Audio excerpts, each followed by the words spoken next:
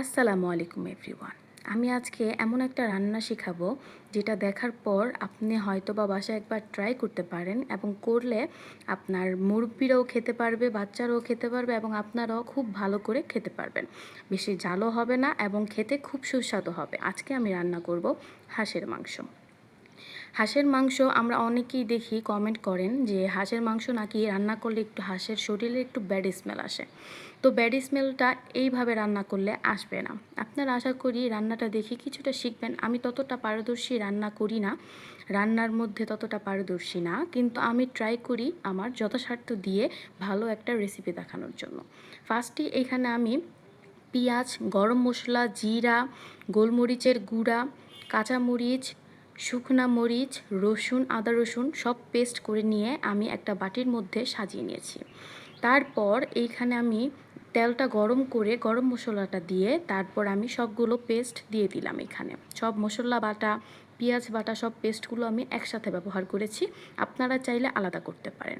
তারপর এইখানে আমি হলুদের ফাঁকি একটু বেশি দিয়েছি আর মরিচের ফাঁকি একটু কম দিয়েছি, কারণ যেহেতু আমি কাঁচা মরিচ এবং শুকনা মরিচ ব্লান্ডার করে পেস্ট করে আমি এখানে ইউজ করছি, তাই আমি এইখানে শুকনা মরিচটা কম দিয়েছি।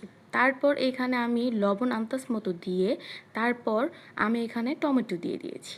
আপনারা চাইলে টমেটো সসটাও ইউজ করতে পারেন, চিলি টমেটো সসটা, তাহলে ভালো হবে।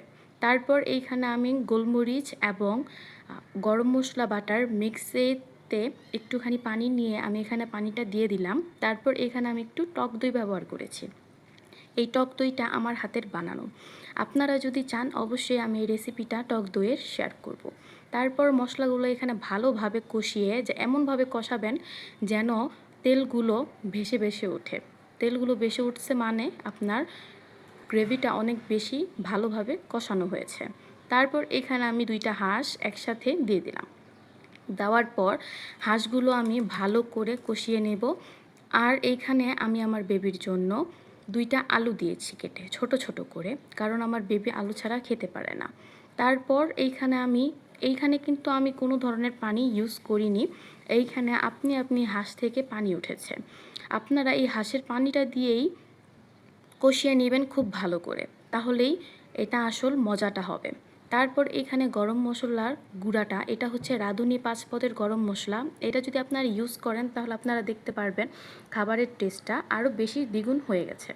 তারপর এখানে কষানো হয়েছে অনেকক্ষণ, কষানোর পর তারপর আপনারা দেখতে পাচ্ছেন কত সুন্দর একটা কালার হয়েছে। তারপর আমি একটু নেড়ে চেড়ে আমি পানিটা দিয়ে দিয়েছি। পানি দেওয়ার পর আবার অনেকক্ষণ কষানোর পর পানিটা দিয়ে দেওয়ার পর আমি এখানে পানিটা যখন ফুটে যাবে, ভালো করে সিদ্ধ হয়ে যাবে এবং রান্না হয়ে যাবে, তখন আমি এখানে জিরার ফাঁকি দিয়ে দিয়েছি। আপনারা চাইলে ঝোল রাখতেও পারেন বা মাখো মাখোভাবেও করতে পারেন। আমার একটু ঝোল প্রয়োজন ছিল, যেহেতু আমার বাড়ির মানুষ বেশি, সেহেতু আমার একটু ঝোল দরকার ছিল, তাই আমি এইভাবে রান্না করেছি।